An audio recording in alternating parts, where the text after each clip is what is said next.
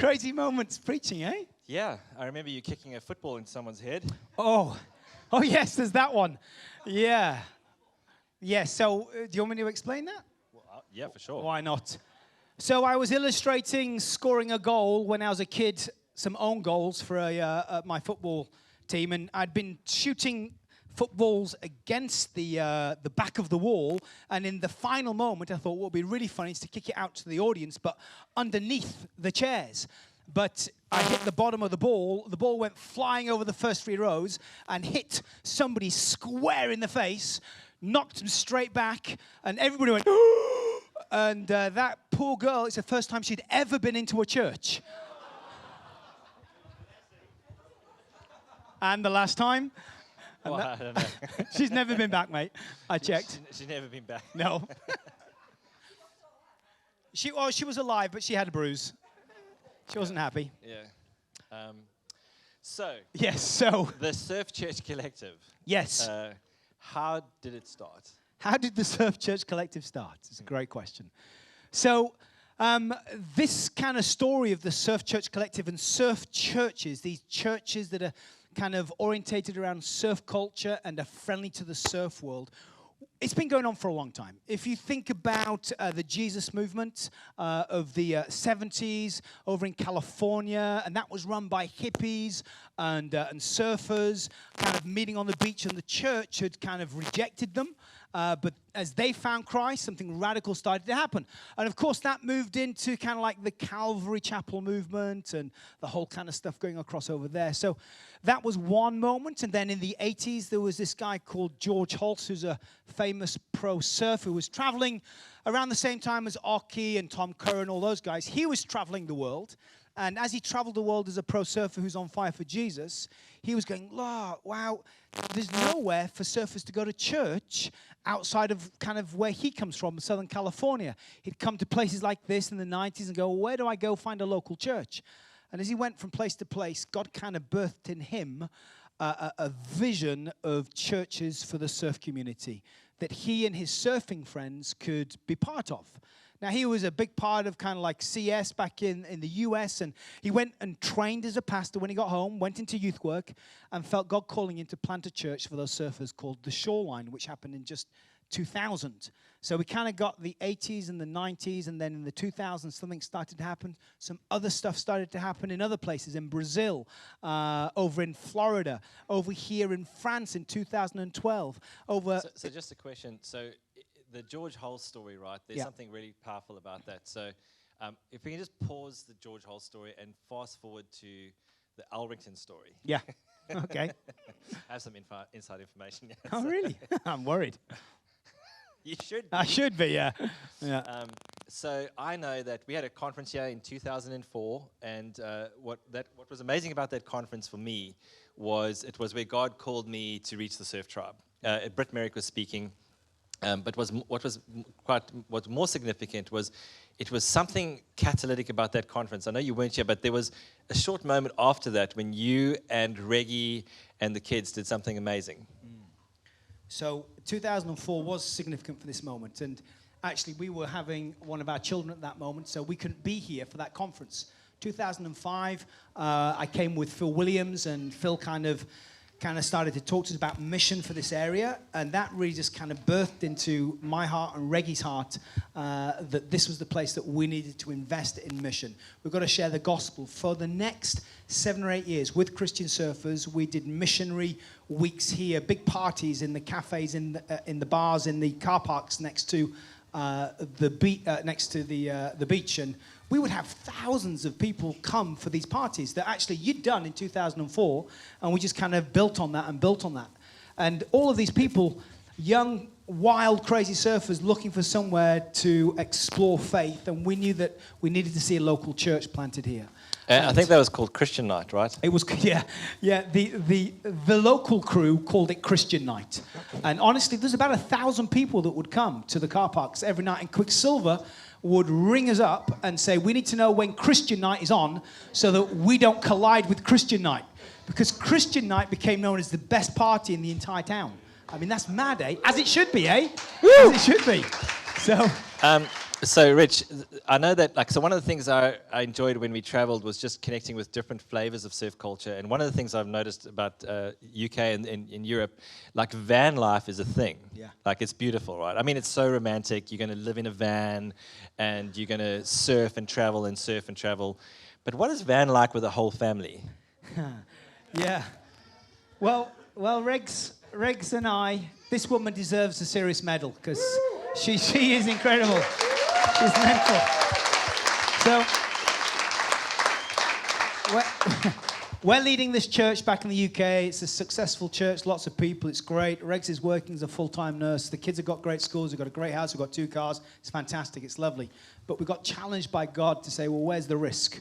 Where's the faith steps? We had faith for lots of things in church, but where's our personal faith? So that led us to, the outworking of that thought led us to jumping in a red van, a little transit van, driving with our 3 kids here to the south of France with the vision to help the crew here really establish and plant Surf Church Hossegor. So we came out and lived in this van for quite a long time.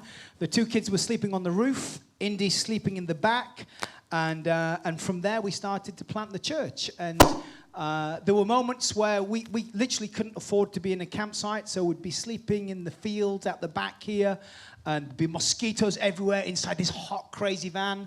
And I turned to Regs one night, and I just, with Indy in the middle of us, very romantic, my little boy, and I turned to her and said, how are you finding this? And she said, Richard, I have never been happier in my life. She's a woman who's prepared to take risk for the gospel. And so van life is how we kind of started our life here in Hossegor, and planting a church. That's what we needed to do to get the thing going. And that was a good couple of years, right? Yeah, we were in and out of vans and caravans and garages and all sorts of different places. We moved 25 times in 5 years through Hossegor. Plant a church, they said.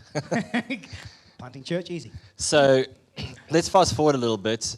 You and Marnie are on a trip to California with this idea of there has to be somebody else out there that's doing this. This is a big part of the surfing population. And you're surfing at your favorite, most crowded wave in the world. Yeah, Lowers, which is insane.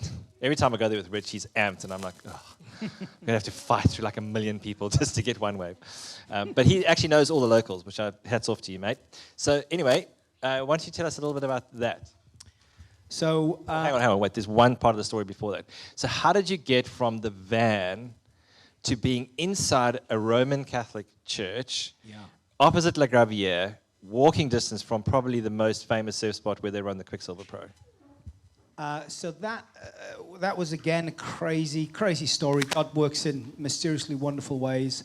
There was a Catholic lady here in this town, still here in this town, called Françoise, and she just believed there needed to be a church for the surfers.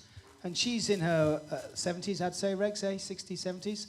And both her boys are prominent local surfers, great local surfers. And she's just said, as a Catholic woman, we need to see something happen here. And there's nothing reaching young people. So she managed to persuade the local priest, that this was a good idea. And in fact, we kind of moved in to that church. The Catholic priest gave us the keys. And within 2 minutes of kind of landing there, the church had gone from like 15, 20 people. We were kind of meeting in different places. Suddenly grew dramatically to like 60 or so. And they fully panicked, the Catholics. And after basically like 3-4 weeks, they kicked us out because some of the old crew had gone, wow, all these young people are going to this surf church. And somebody said, once you get them in, you'll never get them out. Well, maybe they were right. And they kicked us out. And suddenly the church was homeless, and we were homeless because we were sleeping in the basement. We used to call it the dungeon beneath the church. So we went back to living in the van and kind of... but then another priest would come, and he came and actually gave us the keys and said, we made you homeless. We never should have made you homeless. Here's the key to the chapel. We want to do this with you. And that priest has just been the most incredible... Thank you. That priest has been the most incredible guy to work with over these years. The Catholics have become an amazing partner in establishing surf church and reaching the local people here. Amazing story. So Trestles. I'm thinking there's got to be other people doing surf church stuff. There's got to be other pastors. somebody's got to be down the road that I can learn from. So my son and I, we go to California. We're trying to find some churches to connect with. And I'd spent 10 days meeting with a whole bunch of people. Amazing people, great churches, but wasn't the Surf Church vibe. On the last day, we were going home, and I was thinking, wow, I'm not sure this is a good use of time. Surf's pumping. I'm supposed to go to Huntington just to go be at church. I wasn't doing anything at it. I was just going to go hang out there. And I decided I'll go cruise somewhere local. We'll just surf a little bit, and we'll just go somewhere local. So we surfed it a little bit more, went to Google, typed in Church San Clemente, and clicked on the very first one. We drove up there, Marnie and I, he was 10 at the time, 11 at the time, and as we drove up, I said, we don't know what this church is going to be like, Marnie, just be chilled with whatever we go to. As we drove into the parking lot, there's all these vans with boards sticking out, there's people walking around with flip-flops and shorts, and everybody's chatting around the vans, holding surfboards and looking at the lines, and then as we walk in, it's just incredible. All the art is surf art. And I'm going, wow, this just feels like Hossegor. This feels like Surf Church. We sit down in the venue, and it's got about 1,000 people in. And Marnie and I just going, wow, this is incredible. And then the pastor starts to preach. And while he's preaching, he keeps going on about when he was on tour. And, of course, this pastor was Charles. This was George who was speaking. I'd never met him. I didn't know him. But he's talking about being on tour. And I'm going to Marnie, wow, I think this guy's he's a surfing pastor. And then at the end of the service, Marnie says to me, you need to go up and meet this guy. This is what we came here for. And I said, Marnie, no, this was just supposed to be our Sabbath. I just came here to worship Jesus. And maybe God was just showing us that there are others just to encourage us. But I don't want to go and kind of get in the line and wait to speak to the pastor. And look, the line's massive anyway. So I decided to walk to the back. As I'm walking to the back, Marnie and I, a woman comes up to us and grabs us by the hand and says, oh, we've not seen you before. Whereabouts are you from? I said, well, I'm from England, but I live in Hossegor, France. She says, really? You're from Hossegor? What do you do in Hossegor? And I kind of hesitantly said, well, we lead this thing called Surf Church. We're just kind of planting a church over there. She says, oh, my life. You've got to come and meet my husband right now. And she grabs me and Marnie and walks us straight past the whole queue, right to the very front, and introduces us to George, because this is Cheryl Hulse, George's wife. And she says, George, you need to meet these guys, and they're coming to our house for lunch. And George goes, oh, okay. Why am I having lunch with you at my house? And I said, I don't really know. Your wife says we should come. I said, we're planning a church in Hossegor. And he started to cry. He said, just this last 4 weeks, we've been returning to the vision that God gave us to plant churches around the world. And we were praying specifically about whether God should send us to Hossegor to plant a church there, because that was on our heart. And he said, to hear that you're doing that just is incredible. And we've been best friends ever since. And something else that's super powerful about that story is George prayed on the very steps of the very church in La Gravière, probably 10 or so years before that God would do something in this place for surfers in the church. It's incredible. The same steps. The same steps that Eric and Sue prayed over on those steps without us knowing that they'd done that, and the same steps that Reggie and I would pray over when we got engaged, saying, open the doors of this chapel. Will you use this church to reach the community?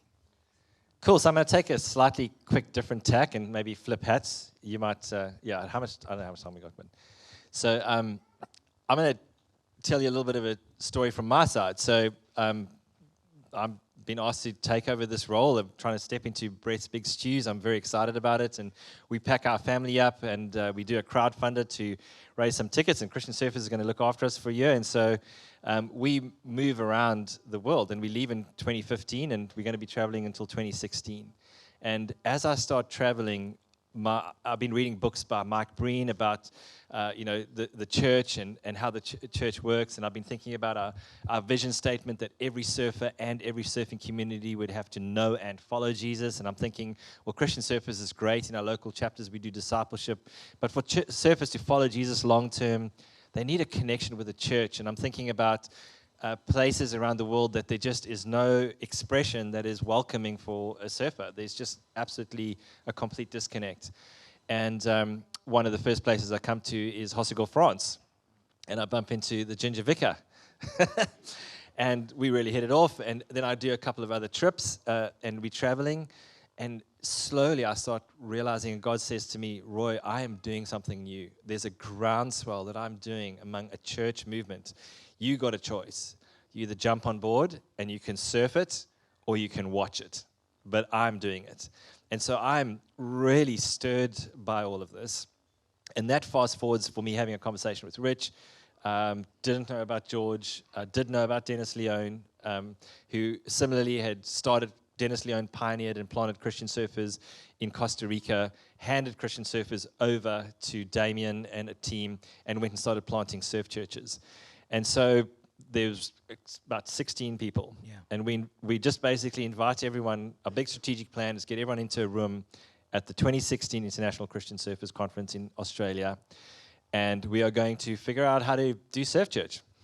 And we start that conversation, and it's a complete and utter disaster. Terrible. It was the most horrible couple of hours. It was a shocker. With everyone wanting to do. And then we stopped and we said, just share your story. And people around the world start sharing these kind of stories.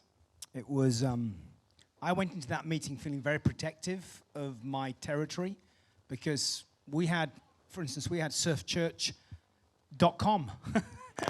And that meant something, you know. When we kind of got this vision downloaded to us as a team, we'd set up an association all about church planting globally, and we'd process this. We'd had prayer meetings, we'd invited people over. I knew people in different places, and all of a sudden there's a bunch of strangers kind of felt like they wanted to take over the thing.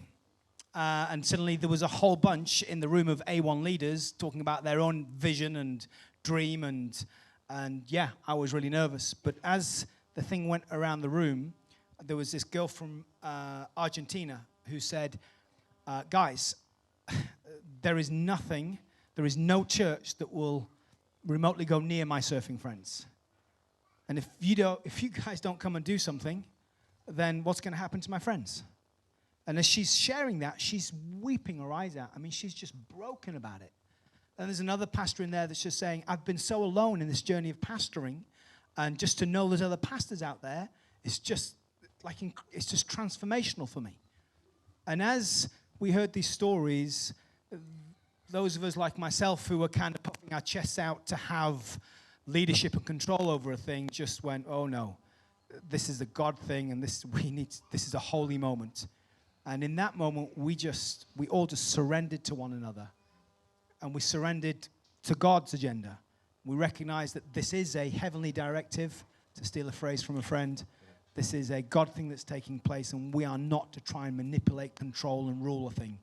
And that's where the collective was born. You see, the idea of the Surf Church Collective is a group of people who are trying to make church plant happen where there needs to be church plants planted. And together, we serve the agenda of the kingdom. In unity, in friendship, in relationship, we serve that agenda. So we're going to have to bring this into land. So there are a couple of really kind of poignant things. So that kicks off 2 years. And I must say, for 2 years, 4 different people would fly together. And I was fortunate enough to be part of that. And we're thrashing out the vision of Christian surfers and how Christian surfers works, and what this will work. How does this work together? So it doesn't just magically come together. So the vision of Christian surfers is that every surfer and every surfing community would have the opportunity to know and follow Jesus. And the vision of the Surf Church Collective? That every surfer might have access to a surf-friendly church. So the values are similar, the plan is similar. And I just want to ask you one last question. So the one last thing I want to say before I really would like to pray for you, mate. Brett Davis is our founder, and a founder has to live in a red van and do things like plant a church in France. A founder, in Brett's case, did things that, I don't know anyone else that's done that. And when I see you, I see the founder. Someone had to step up. And you and Regs and your family have taken the boldest step ever to wrangle a crazy, beautiful collective together. How many churches are relating into the collective now? We've got about 40 churches, but it keeps growing because every day I hear of something new that's been started or planted. And they're different denominations, different flows. There's no like you don't. It's not like you're joining a denomination or anything. No, it's a network. It's a relational network that we're just a collective crew working the thing out together. It's cool. And I'm not the founder. I'm just a facilitator. Yes, that's what most founders say.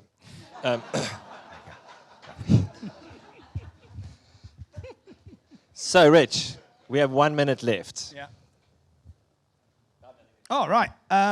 So we've got an elective coming up. You'll see it in your program. If you want to find out more about church planting and how maybe you might want to be involved in the process, we work together with Christian Surfers. We're two separate organizations, but we're working in partnership with one another. And if you want to find out some more about what we do and how you might be involved and the stuff that we've got to help train people who want to go plant churches, we'd love to talk to you more. So that's the little thing from me. It's a privilege to talk to you guys. Well, just before we go, I wanted to pray for you, so Okay. jump up. For every surfer to know and to follow Jesus, we need sandy feet friendly or surf friendly churches. And for surfers to grow in their love for Jesus, they need churches that they can connect with. So this is an obvious, easy, symbiotic relationship for the kingdom. It's about kingdom growth, not our own.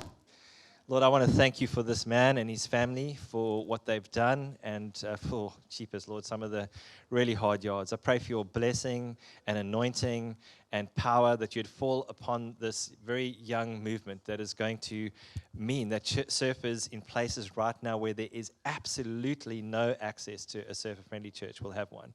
And I thank you for those of us in Christian Surfers, for many of our local missions and chapters, that this will result in places where the surfers that would come and connect with us would have places to grow and mature in their discipleship and walk with you, in the beautiful, wonderful thing that is your bride. We are so thankful for your beautiful church and that we get to be part of it. Bless Rich and Reg and lead them on in Jesus' name. Amen. Amen. Thanks, Roy. Thanks, guys. Good stuff.